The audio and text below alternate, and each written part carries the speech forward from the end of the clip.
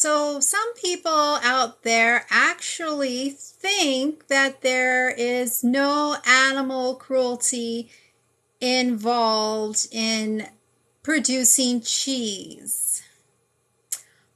All animal products are derived from animal cruelty. In the dairy industry, those dairy cows have to be pregnant in order for them to start lactating.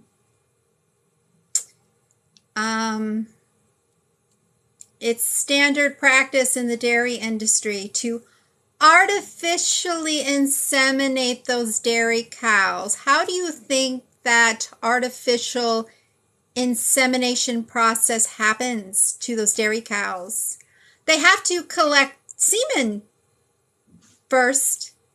I mean, that's like a no-brainer that they have to collect the semen to be able to inseminate those females. How do you think they collect the semen from the bulls?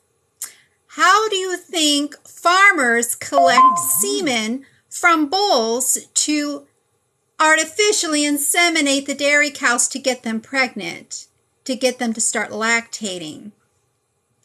Yeah, they call it artificial insemination. It's not artificial insemination. Those animals do not give consent to having their genitalia fondled. The bulls are forced to ejaculate. That is sexual abuse. Semen is forced into those dairy cows. They are sexually violated to impregnate them, to get them to start lactating. Once those dairy cows give birth, their babies are taken from them. The males are killed for veal. Typically happens at about 4 months of age, give or take a few weeks. How is that not animal cruelty? To sexually abuse an animal, to force them to reproduce, to steal their babies, to kill their baby boys, to steal the food out of those dairy cows' bodies that was intended for their babies. As their babies, if they are male, are having their heads hacked off inside of a slaughterhouse. Let's get this straight. Someone does die for cheese. Yeah, I just can't believe the nonsense being spewed by the dairy industry. Yeah, dairy farmers saying, how do we kill a cow to get cheese? We don't kill cows to get cheese. Those dairy cows, again, have to be pregnant in order for them to start lactating. It's a fact. When they give birth, unless those dairy farms are doubling in size every year, something is happening to those calves. What do you think is happening to those calves? The males are sent to slaughter, typically for veal. Even if they are raised for beef, beef cattle are slaughtered at about 18 months of age when they can live over 20 years. And the dairy cows themselves are sent to slaughter when they can no longer produce enough milk to be profitable. That happens at about 5 years of age. There was a dairy farmer on this app that was so proud of himself because he keeps his dairy cows for 10 years before he sends them to slaughter. Again, they can live over 20 years, and he slaughters them at half of their natural lifespan just because they can't make him money anymore. Then they have the audacity to say that they treat their animals like families, like family members. I wonder, do they send their family members to slaughter when their family members can no longer work and make money? Doubt that. Why do they lie so much? Why do they lie? And why is there this dairy farmer today stating that no animals die for cheese when that is a flat out lie? The male calves certainly die for the cheese. So people can have their food in the form of artery clogging carcinogenic crap. I mean, cheese isn't even a health food, in case you don't know. Dead animal bodies aren't a health food. Fruits, vegetables, beans, legumes, nuts, seeds, whole grains are health foods, not dead animals or the things that come out of a cow's shit encrusted udder or a bird's shit encrusted ass vagina. Let's get real. This is where pandemics start.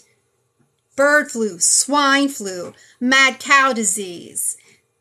Yeah, from eating animals. Eating animals, that causes pandemics. Animal agriculture should be banned. It should be banned. And heart disease, it's the leading cause of death. More people are going to die in the next 24 hours from heart disease than from COVID. And a whole foods plant-based diet can help prevent heart disease. And if you already have it, can even reverse it. Just watch The Last Heart Attack with Dr. Sanjay Gupta. You can see it free on YouTube. More people are going to die from cancer in the next 24 hours than from COVID. And a whole foods plant-based diet can help significantly reduce the risk of cancer. And if you already have cancer, plant-based foods help fight cancer.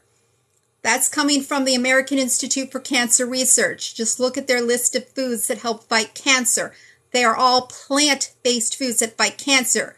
There's no meat, no dairy, no eggs, not even any seafood items on that list of foods that fight cancer. They're all plant-based foods that fight cancer.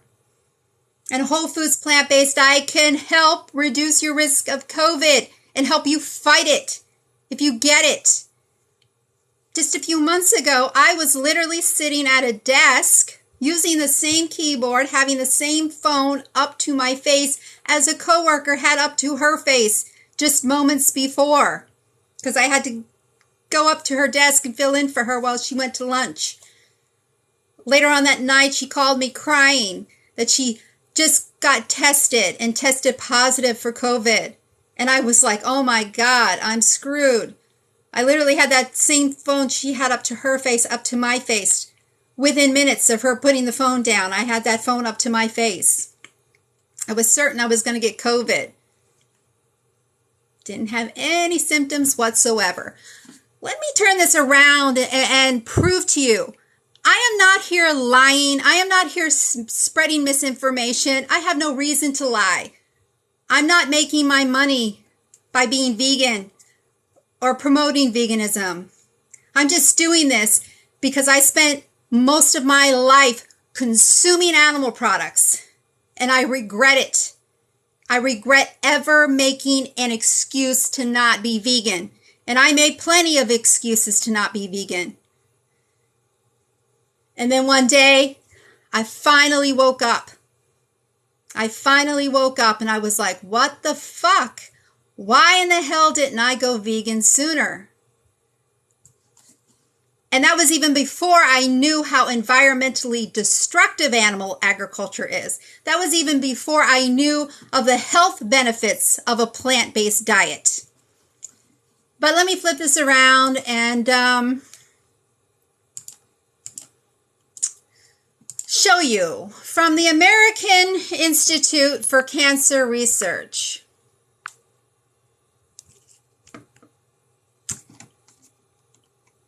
Cancer is one of the leading causes of death. And from the American Institute for Cancer Research, foods that fight cancer are all plant-based foods that fight cancer. Fruits, vegetables, beans, legumes, whole grains, nuts, even soy. Even soy is on this list of foods that fight cancer. A lot of the plant-based meat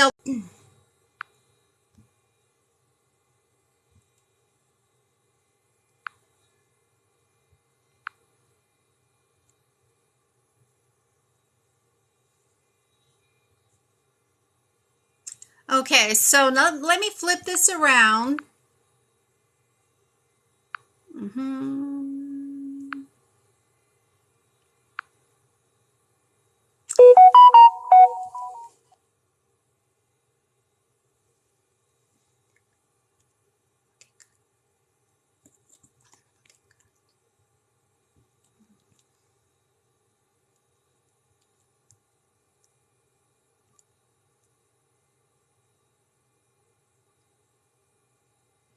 Actually, that is completely untrue.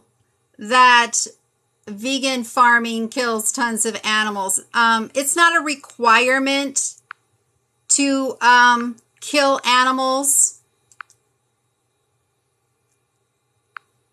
It's not a requirement to kill animals for crops, but it is a requirement to kill animals for meat. And in case you don't know, animals have to be fattened up for slaughter. What do you think they're being fattened up for slaughter with?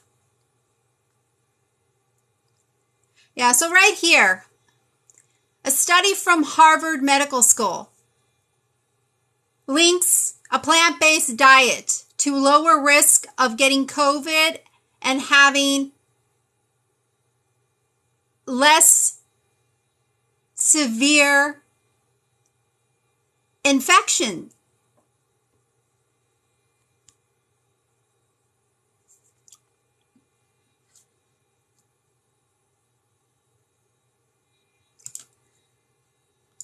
And from the American Heart Association, heart disease is the leading cause of death. And from the American Heart Association, a plant-based diet helps reduce the risk of heart disease, stroke, obesity, high blood pressure, high cholesterol, type 2 diabetes, and many cancers.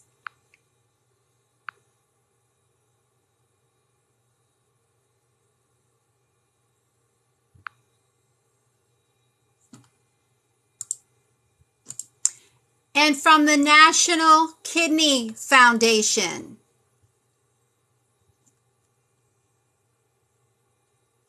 eating more plant-based foods such as vegetables and grains in place of animal-based foods such as red meat may help prevent and slow the progression of chronic kidney disease, type 2 diabetes, high blood pressure, and heart disease.